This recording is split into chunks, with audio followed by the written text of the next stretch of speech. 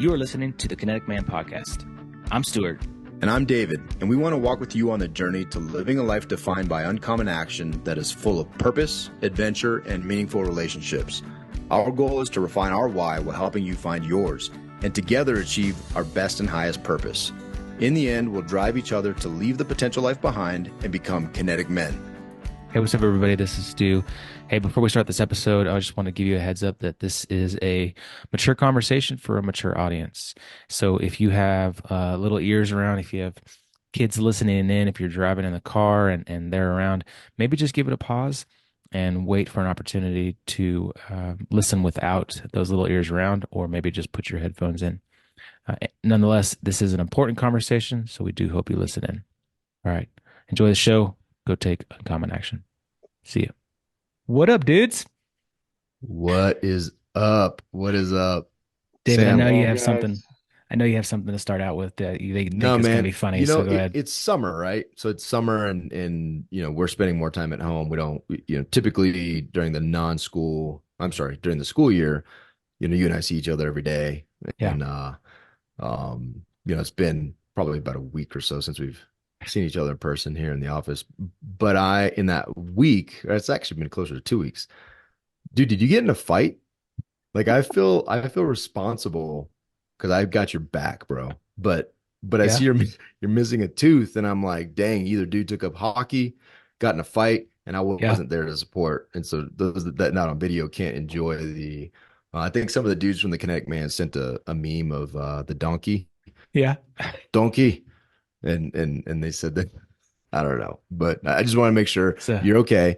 I I'm want to make sure okay. all our listeners know that you're okay. I appreciate it, man. I appreciate your love and support, Mm. and just, you know, close feeling of connectedness that you Yeah. have for me. Empathy and compassion. Yep, got it. Yeah, that too. Yeah, it was a old high school football injury. Finally, 35 years later, came to fruition. So yeah, Oh, good. I'm glad you didn't get in a fight. No, well, there to didn't get in a back you fight. up, brother. Yeah, thanks, man.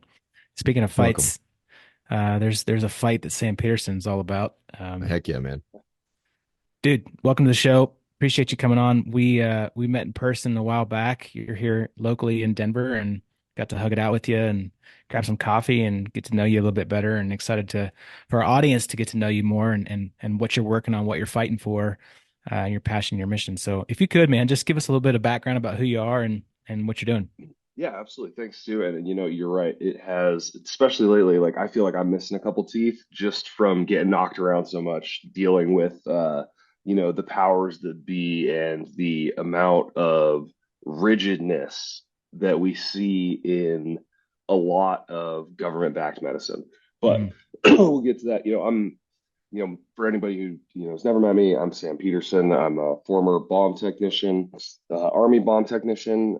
Did several tours in Afghanistan, and really suffered from just a ton of mental health issues as I was, transitioning out of the Army, out of being a bomb tech.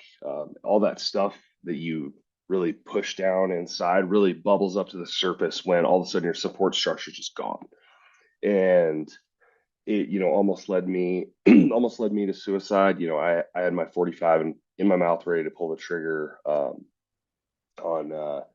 it was December 24th, 2015 or 14. Yeah, 14. And it was actually my phone going off in my pocket that saved my life. One of my buddies texted me, and right when I was about to pull the trigger, got the buzz, and I was like, you know what, this can wait. And you know, it was actually MDMA that saved my life. It was a really life-changing experience. One of my friends was just like, "Hey, man, you know, you're really screwed up. Sit down on that couch and tell me what's bothering you." And I had never done anything like that. I used to think it was the worst thing in the world, that you're putting holes in your brain, and I was so wrong, so wrong. And that one experience, it was like someone took my soul out of my body, just washed it in bleach and stuck it back in. And it absolutely changed my life and got me on this a really great trajectory. And it wasn't 5 months later on Memorial Day, 9 years ago, that right after that, one of my mentors, without talking to anybody, like I was actually the last guy he talked to at the unit, and you just never would have known he was struggling. But he, walked down to his backyard and shot himself in the head with his 3-year-old kid in the house, and it just broke me off. And I know that if Neil had had the kind of experience that I had had that saved my life, that he'd still be here today. And man, that story is just it's everywhere. We hear this all the time about some of the best people that we know taking their lives. And it was at that point I didn't know what I was going to do, but it's like screw this, screw the Army, screw the VA. Like there's got to be a way, because Neil was suffering from traumatic brain injuries. It's the most prevalent injury in explosive ordnance disposal, EOD. And EOD's got one of the highest suicide rates in the Army because of that continuous exposure to traumatic blasts. So, I just started reading. I started getting into PubMed and, started a nonprofit to help veterans get access to more effective treatments for traumatic brain injuries and PTSD. And man, through the research, it became pretty clear that there are some really amazing things available to us right now that people don't know about. And so that, led me into starting an outpatient psychiatry clinic here in Denver that uses these alternative treatment modalities. And I'll go into all of them in a sec.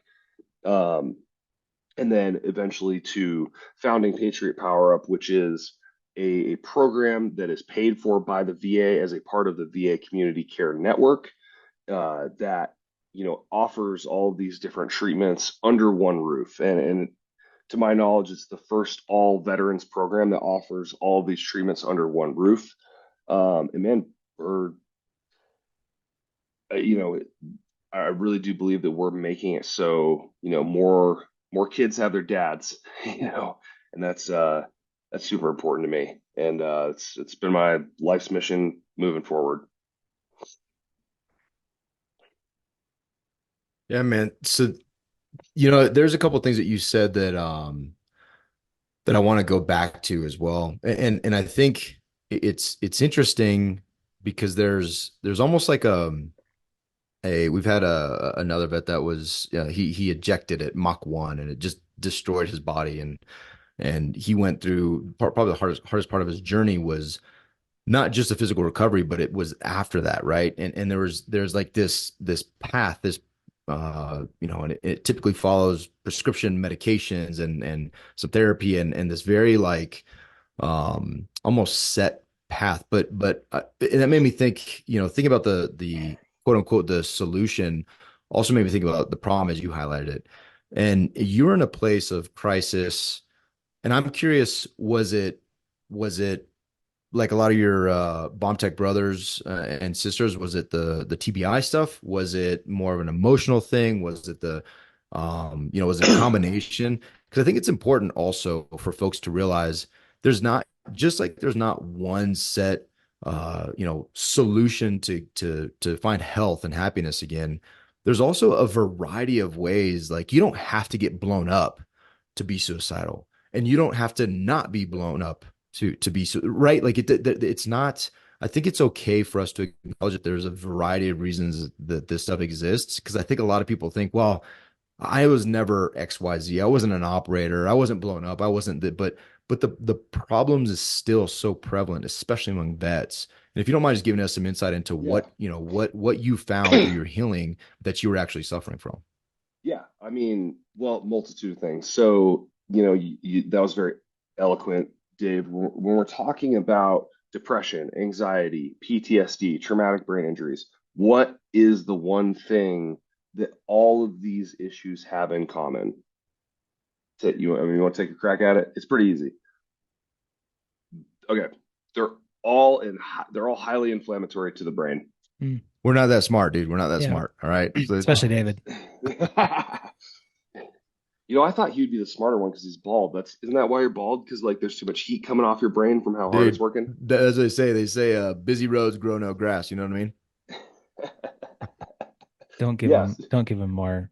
Well, like I think this is actually a great segue into, well, first of all, when we're talking about all these depression, anxiety, PTSD, TBI, the comorbidities between these different issues, between these uh, different disorders, are all very, very intertwined. Like the most common comorbidity with traumatic brain injury is depression. It is well established in the literature. Um, and I think there's some, and this is by no means trying to give anybody medical advice, but just to try to break down this problem into something that is easily digestible and something and a vector that people can target to reduce the symptoms that they're feeling without even going to the doctor, you know? So all these things have inflammation in common. The thing to remember about our brains that is very, very, very important is that the blood vessels in your brain, especially like on the outer edges and the cortices, are very, very small. So small, in fact, that a single red blood cell can pass through these vessels at a time. Now, it doesn't take very much inflammation. And again, depression, anxiety, PTSD, very, very inflammatory. Not as inflammatory as a traumatic brain injury, but it's still not great for your brain. It does not take a very large amount of inflammation to take this hose and make it so all of a sudden that red blood cell is like sucking a golf ball through a garden hose. So that creates a pretty serious problem, just from a cellular energy perspective, because normally, our bodies, our brains, all of our cells run on ATP. It's our gasoline. In order to create ATP, your mitochondria go through what's called the electron transport chain. It's a fairly complex biochemical process, but at the end of the day, it requires glucose at the beginning and oxygen at the end. If you don't have that oxygen at the end due to inflammation, because that red blood cell is what's responsible for carrying that oxygen, that the cells on the other side of that vessel now have to switch over to what's called anaerobic glycolysis to make energy. If we look at cellular respiration as like natural gas, like it's pretty clean burning. It has some, it, some waste products that come from it, but that's nothing compared to anaerobic glycolysis, which is one, how cancer cells make energy, and two, it is the wood burning stove to cellular respiration's natural gas. And that wood burning, if you will, creates a much more toxic environment in the area of the cell. So, like, just thinking about this process, let's just say from depression, like that small amount of inflammation is driving this. Then it becomes chronic. We're seeing these depression scores go up, well-being significantly drop. And I mean, this is just one example. You can see how this cascade can get really bad really quick. I mean, if you throw it, and we're just talking about just depression, if you throw a traumatic brain injury on top of that, I mean, you're in a situation where even if you are eating really well, making sure you're eating, whole food, even if you're eating a whole food plant-based diet, exercising all the time, your brain can still be in an inflammatory process from these issues. Um, and for the longest time, um, there in medicine, there wasn't a good idea of like what we could actually do. That is just simply not the case anymore, which is awesome. Like we're getting to the really the frontier of treating these disorders more effectively. You said a few things on your introduction, kind of just about your journey, and we've heard a few of these before from some of our past podcast guests, some close friends of ours. A couple things that came to mind. So one, you said that MDMA saved your life. I want to talk about that, Yeah. and what it is, and why it saved your life. And then two, before that, and I think Dave and I both experienced this. You said when you started to slow down, things started to come back up, right? Like Oh when yeah. you started to stop doing your bomb squad service, that's when it really got heavy. Why is that? Because that happened to me too. Like as soon as I retired and I slowed down, I didn't have the Navy purpose and mission every single day to go to every day. That's when in my transition out was when like past experience started to come up. David said the same thing. Like he had anxiety, he had like chest, pressure, like all this stuff started to come back up after the fact, after we started to slow down. Why is that? I mean, you already said it. Your purpose went away. Yeah. If you don't, especially as men, you know, it's as soon as you take that purpose away, like none of us really realize how much that matters. Because when we're in the military, like, you're doing it for the guy to your right, the guy to your left, and to not get yelled at by the person above you. So like Yeah. you got people beside you and a couple behind you, like making sure you're making some forward momentum. And for a lot of guys, they typically step out of the military and like they don't step directly into gainful employment. A lot of us go back to school first. And even when you got a full-time school schedule, there's still a lot of downtime. And we shove so much down while we are a part of these high performing teams because that interconnectivity, these healthy mammalian connections, this brotherhood, if you will, is what's keeping you going. You don't need to deal with your PTSD right now. You're like, hey, we're all together. Let's just go. And man, as soon as that's over, and you know, you gotta just sit in the quiet room and hear your thoughts for a while. Um, yeah, that's a recipe for having to deal with your shit. So what does so then that leads to the first question of MDMA. We've had another buddy tell us the exact same thing. He did it, saved his life, completely changed the trajectory of his life. And it's something that I know the VA is, correct me if I'm wrong, but the VA is not allowing that yet. Is Not that a true yet. statement? No, no, it's still Schedule One. Yeah. The MAPS phase 3 trials have been done for a little bit. I'm sure you guys know who MAPS are. But Rick Doblin likes to come on and say it's 1 year away, and he's been saying that for like 4 years. So the battle is going on to get it through the FDA. Right now, it is still Schedule One. Um, but yeah, man, it's just talking about the nature of how MDMA works is really fascinating because Yeah. anytime you Give us a little have, insight. I got you. So let's start with like, why this is important. So whenever you have a, a traumatic response, trauma is felt by the entire nervous system simultaneously. And the level of emotion that is involved in that traumatic situation is directly proportional to how hard coded that memory and that emotional track are in your brain. Hebb's law, that is the law that says that with neurons that fire together wire together in a network. Also, that's kind of like how you build habits. If you have something that's super emotionally charged, that same law applies, and it just brings all that stuff together and it clusters it. The emotional response as well as the traumatic memory, they're clustered together very, very tightly. Why MDMA is important, and just a quick primer on how MDMA works. MDMA is I got it here in front of me. Methylene dioxide, methane 3 methylene dioxide, methamphetamine.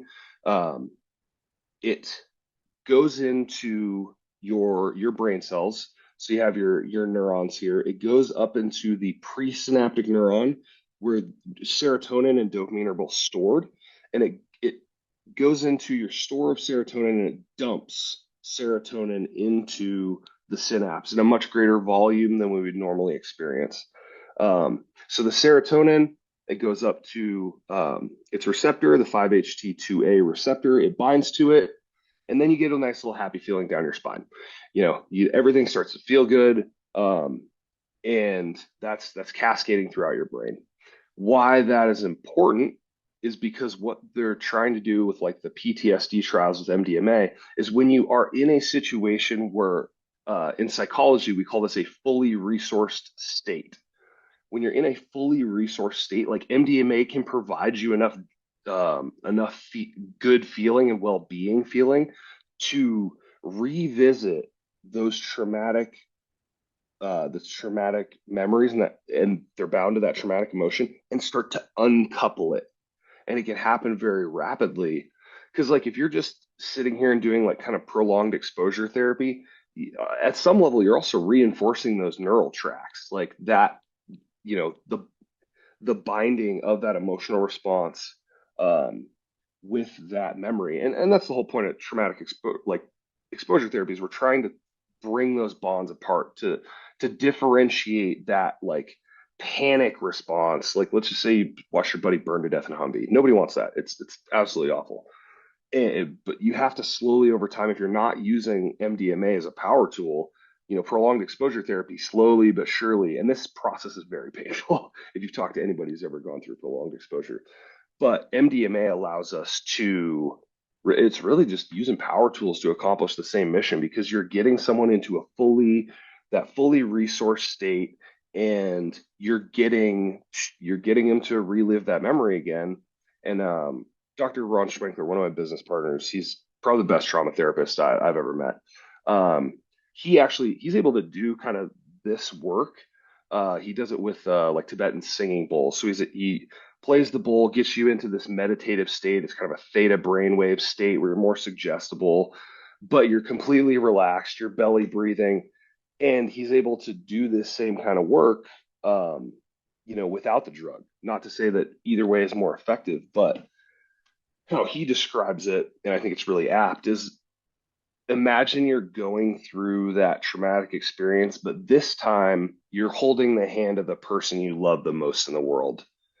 Like, and they're not in danger or anything, but like, wouldn't that change the nature of that experience? And that is kind of the core metaphor for how we're uncoupling that, those two things, the traumatic memory from the emotional response.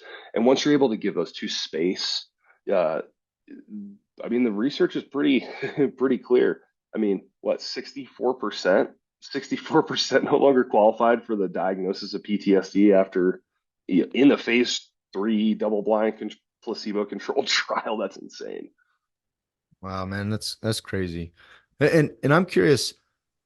I kind of want to circle back to one of the things you were talking about, the inflammation aspect of the brain. And is MDMA also impacting, like, is there a direct impact on the inflammation piece, or is it like, how do you, because my question after you were talking through that, and we kind of switched subjects, but immediately my thoughts were like, hey, how do you deal with the inflammation piece? If it's a common a Mhm. thread through all these through a lot of these challenges, and it's something that if we could control that, if we're one conscious of it, and two we can control it, how do you do that? Does MDA also impact that? Like, how do we get after this inflammation piece?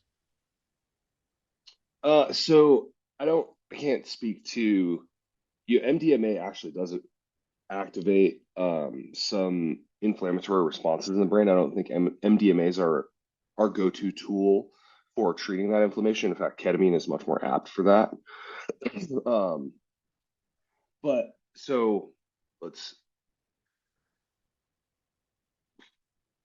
let me just And, go and through. my my ignorance is fueling the difficulty of the question for sure, and that's why I ask it too, because I want to more deeply understand, help people realize, because you have a clinic that has, it's not just you're not just giving MDMA therapy, you're doing hyperbaric, and my assumption, right or wrong, just let me know. I'm not overly sensitive to being wrong, so just say, dude, you're way off. But my assumption is that at your clinic, a lot of the other treatments, alternative treatments, are specific to deal with the inflammation Mhm. piece, not Yeah. necessarily just a psychological, Mhm. the emotional and psychological therapeutic benefits of MDMA to decouple that Yeah. experience in order to treat it, right? I'm assuming you're also with the other methods dealing with the inflammation specifically. Yeah. No, yeah. And I do want to say, like, none of our programs use MDMA yet. It is still Schedule One. Like, that is not, it's not legal for us yet. It's on the horizon. However, 1 year, honestly, like right? Just 1 year away. just 1 year away. Just one Yeah, I year mean, away. to like to be completely frank, I think MDMA is a great tool. We have everything we need to treat this right now, and to treat it very, very effectively. And you mentioned the ketamine, so why don't I just go through kind of like I can talk a little bit about each of the modalities that we use and why we use it because it's going to tie into that inflammation piece as well. So, one of the first things we do, both in our Patriot Power Up program, that's our VA program, and it's also something we offer at the clinic, is ketamine infusion therapy. Ketamine is an NMDA receptor antagonist, and it basically causes a control alt delete, like a reset for your brain. um, it also downregulates inflammation in the brain. It downregulates inflammatory cytokine production, actually. So, ketamine is a really great first line therapy. It is between 70 to 80% effective, depending on the study you read, at treating major depressive disorder.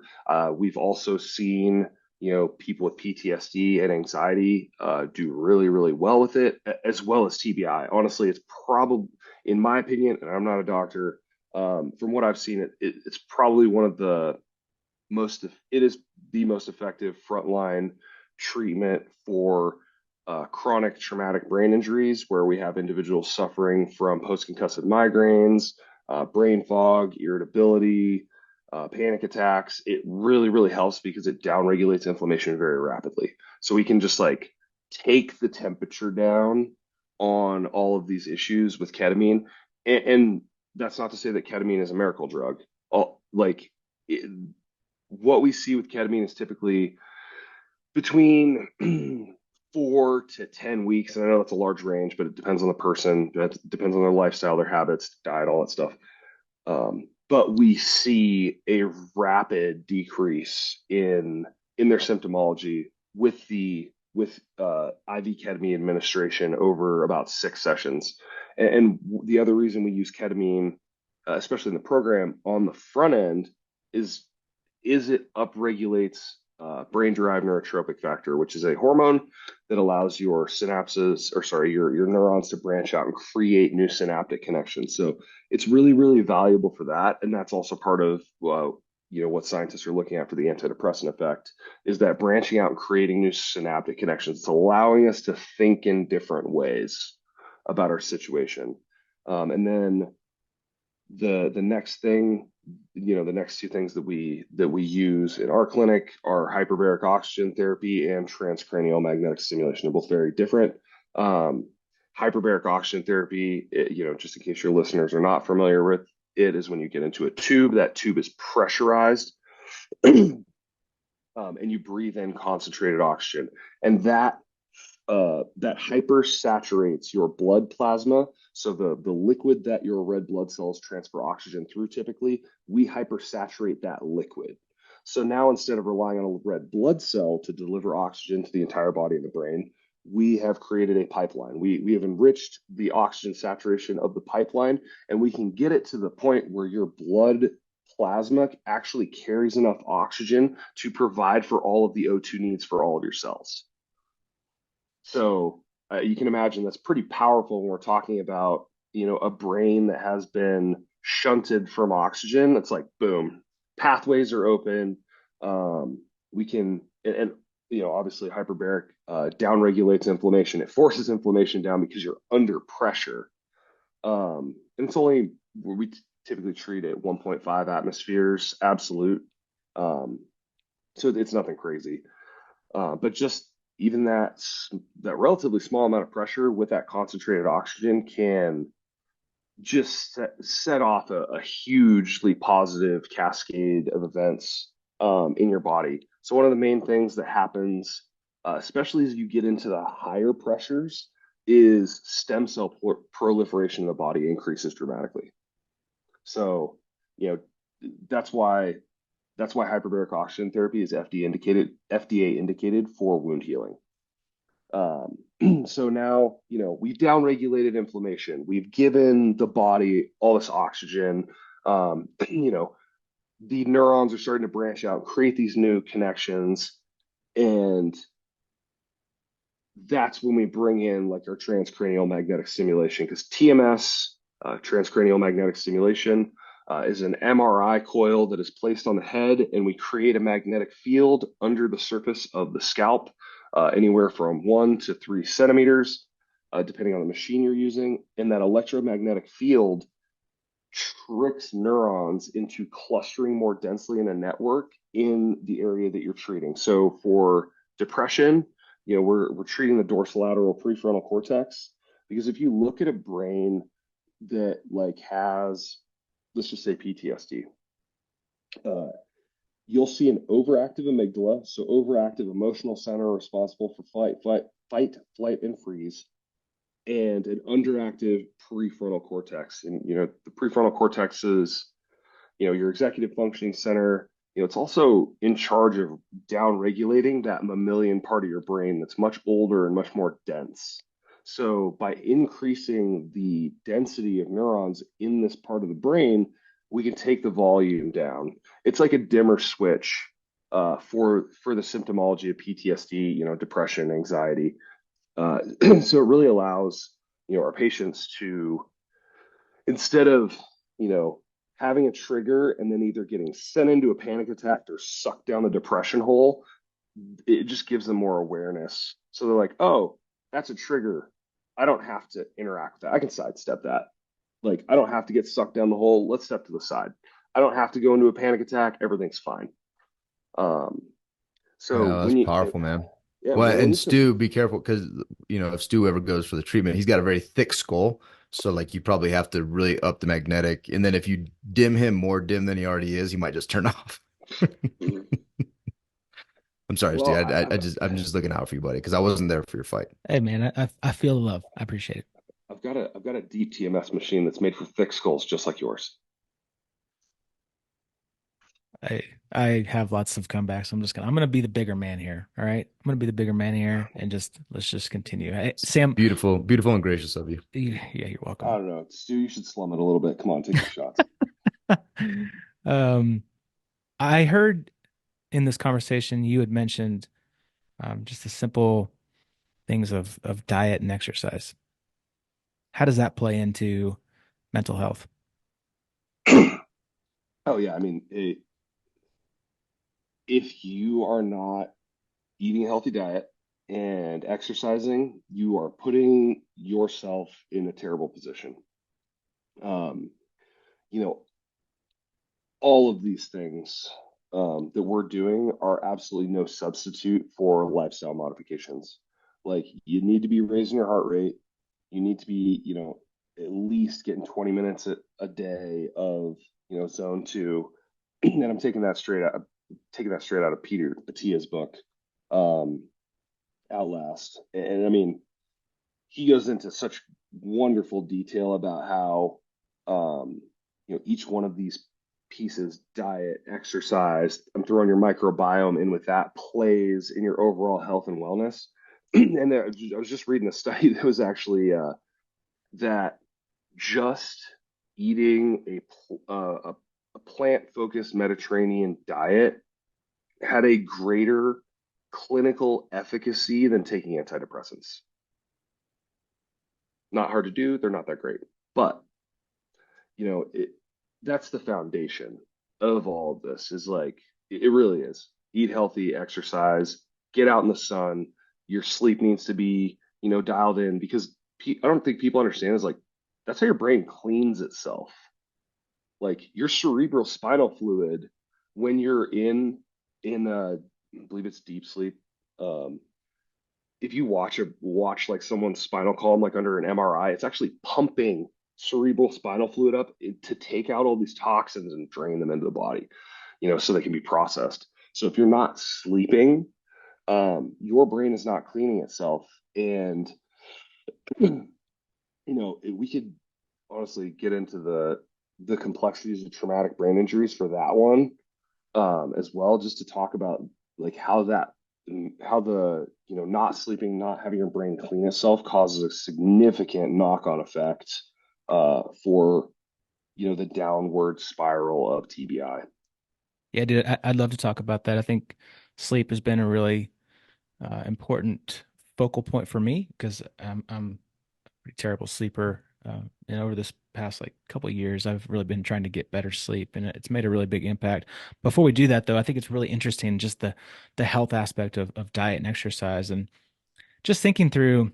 I'm just thinking through like my kids and when they go to school and the school cafeteria lunches and like just the crap that they give to them for school lunches, right? And the crap that they have in the DFAC in our military, like on our bases, and just like we don't talk about that stuff, like all the crap that we eat. And I mean, military, we're big on exercise, but I think it's a different type of exercise, right? Than what really should be focused on. It's just movement, zone two, weights, and just continuing on that throughout our life, even as we get older and older and older. I think that's really important to just hit on for a bit. Oh yeah, I mean, hey, it's you can either invest in your wellness or pay for your sickness, and that's really what it Mhm. comes down to. I'm by no means an exercise physiologist or anything, but I can tell you it's I think I was reading another study that the muscle volume and foot speed are some of the two greatest indicators of your longevity. Because as soon as, as we get older, things get more brittle. As soon as you go sedentary, like you fall down, you break a hip, I think the mortality rate for a hip fracture at the age of like 65 is something like 70%. It's Yeah. insane. Don't quote me on that one. That I'm taking that off the top of my head, but it yeah, it's just go out and do it. I mean, it also increases dopamine proliferation. Honestly, I'm working on putting a home gym downstairs. I'm getting my cold plunge and my sauna going, and I am so excited. Nice. Nice. Let's talk about sleep. How does sleep impact our mental wellness? Yeah, I mean, hey, if you're not sleeping, your brain's not cleaning itself. You're building up toxins. I'm talking here, very high level here. You're building up toxins. You're not exchanging enough data between the two hemispheres of the brain. That's what is hypothesized happens when you're dreaming. You're exchanging data from the left and right hemispheres of the brain. Yeah, it's we are very complex, biological computers on a meat chassis. I mean, you have to do maintenance on these parts or they will fall apart. And sleep is a huge part of that. One of the hacks that I found is using transcranial direct current stimulation. So that's something you can get off Amazon. We also use in our programs a lot. It's only like $100. It's like a little Thames unit with sponges and a cap that you can stick on T3 and F4, and you run two. I think it's not 2 hertz. Um, it's a little 9-volt battery, but anyway, you're just running a very small amount of current on those spots 30 minutes before bed. It can help put you out. Um, because with sleep, especially the inability um, to get into different areas of sleep, it typically, and this is something that I've heard from my friend Dr. Brad DeBeer at Axon Healthcare. He's a chiropractor that just does everything neurological. Um, the inability to get into those lower ranges of sleep, particularly delta wave sleep, um, comes from an issue with uh, not enough alpha wave creation in your brain. So that's something that the TDCS machine can help with, increasing those alpha waves. And the alpha waves help us switch channels because we have alpha, beta, theta, delta. Um, so that's a quick hack a non-drug hack that we can use to get better sleep. Neurofeedback's also pretty great on helping us train those brain waves or our ability to control those brainwave channels and get into different states. Dude, I love it, man. I think we could go for hours. This stuff is fascinating. One of the things you said that I really want to highlight though is anything we do And this actually was very apparent for me this morning, just as I was thinking through it. So I've been going to a chiropractor, and but one of our previous guests, Dr. Dre, she had put something out, and these two things kind of hit me this morning. And she said, "Hey, therapy's only, you can't expect to go to therapy once a week and achieve any kind of true healing, right?" She's like, "You have to be, the other 167." Hours of the week, like you have to be willing to put in work. You have to be willing to do things that will drive towards health. And then when I went to the chiropractor today, it hit me too. I'm like, man, this guy's doing these things and he's loosening things up and making my body feel great. But if I don't then do the follow-on work of, rolling or stretching or doing whatever, like I'm just going back the next week for him to repair again the same things, and then I'm not making real progress, right? Same with working out. You can't in church, right? Like those of us that think we can go to church once a week if our faith is important, which was to Stu and I, it's a foundation. You don't go to church Sunday and then you're like, I'm good. Like I'm good, right? Like there's things you have to do to grow and maintain if you truly want health, if you truly want um to achieve success in those areas of your life. And so I appreciate you being so honest and forthright with it as well. Like, hey, like we have things that we can do to help, and we have things to help you get over the hump. We have things that to give you tools to get better.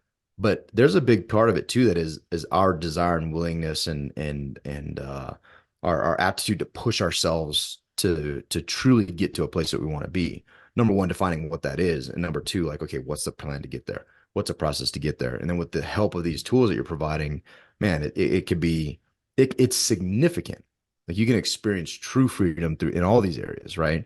And so I applaud you for not only having the heart for veterans and the desire to give back, but dude, what an awesome purpose. I bet since you started you just focusing your life purpose on helping vets get better, I imagine your purpose is sky high, potentially even more so than you ever experienced even in the military.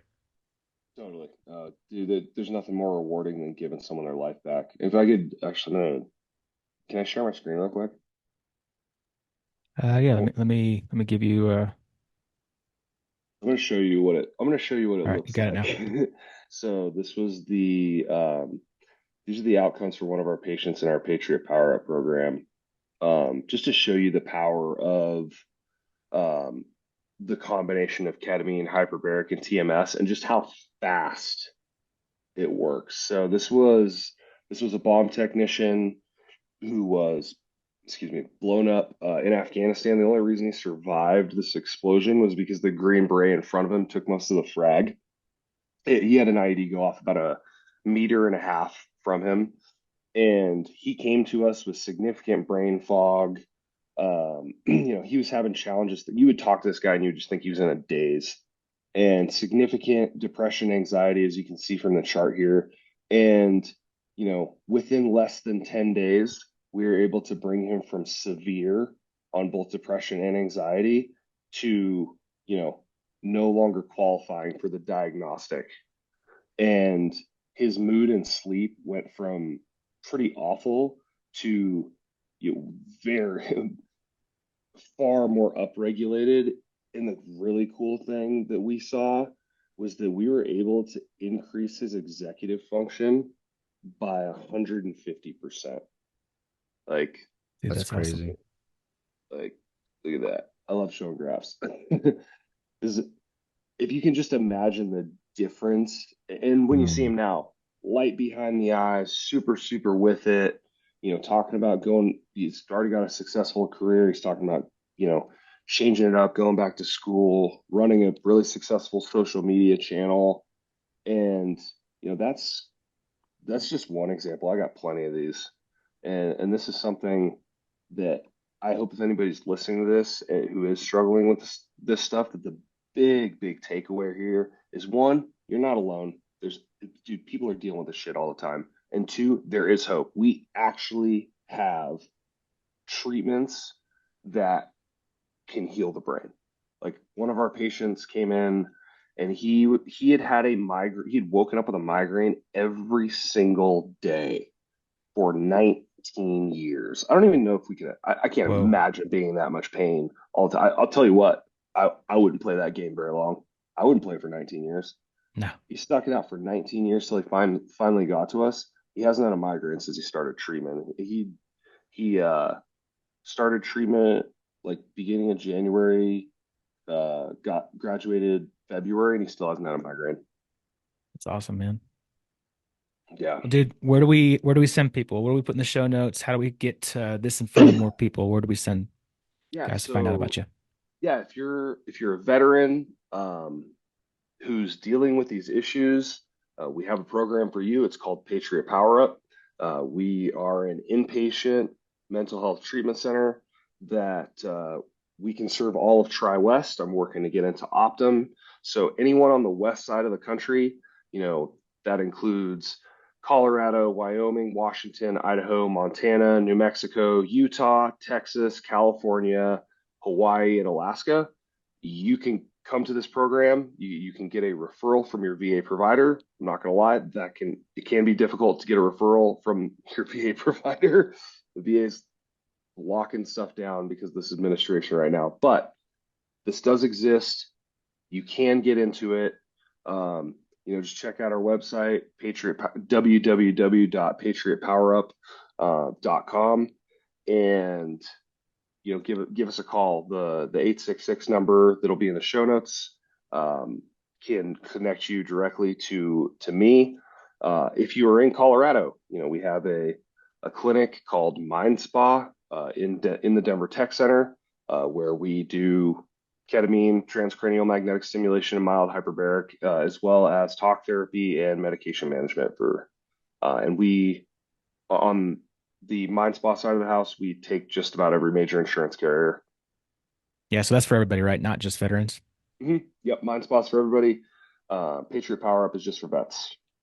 What about active duty? I am working on getting us in network with TRICARE on the Patriot Power Up side right now. I do take TRICARE at Mind Spa, so it's an option for active duty folks. Dude, you're doing good work, man. You're doing great work. I appreciate everything that you're doing. I know there's a lot of people that need this. Veteran suicide is a major issue, and I'm glad you got this mission, man. I appreciate you. No, thanks, Sue. It's a calling. Hey, guys and gals, reach out to Sam. We'll put all that information in the show notes. Hey, let's take some action. Let's get in front of this. If anyone's listening to this and you know someone who's having issues, tell them about this episode. Tell them about Sam and the work that he's doing.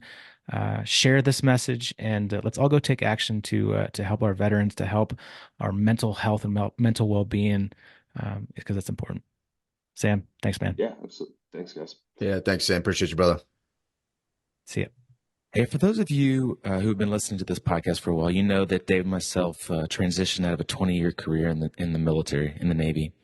And there were some really big struggles in that.